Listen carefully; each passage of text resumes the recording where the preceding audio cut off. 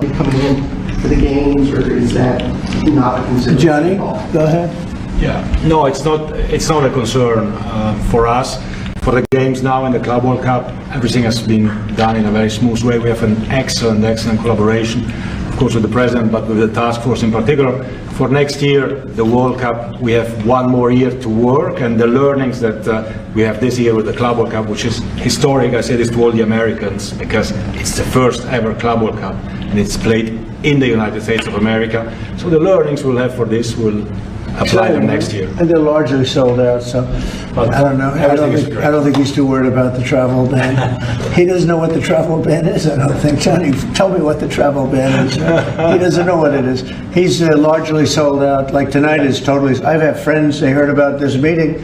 They said, can you give me tickets? I don't know if I can get tickets. He won't give them to me. We can speak. Maybe John will give them to me. Yeah, please. Mr. President, two questions, if I could. One about Iran and then one domestically. With Iran, what's your message to Americans, both here and abroad, who are not only concerned about the U.S. potentially getting involved in another conflict in the Middle East, but worry about the potential for retaliation here at home? Yeah, well, I don't want to get involved either, but I've been saying for 20 years, maybe longer, that Iran cannot have a nuclear weapon. I've been saying it for a long time.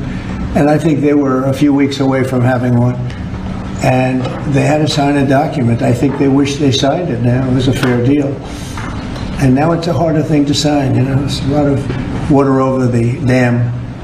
But, you know, it's very, I say it very simply, Iran can't have a nuclear weapon. Too much devastation.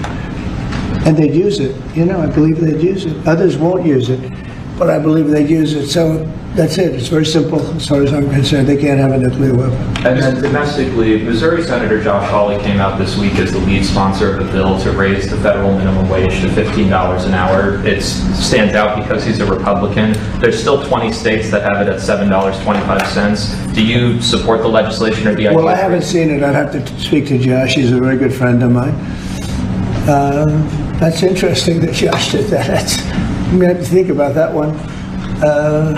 Some people agree with it, some people don't. You know, some people say it really turns away business, restaurants close, and a lot of things happen. Other people agree.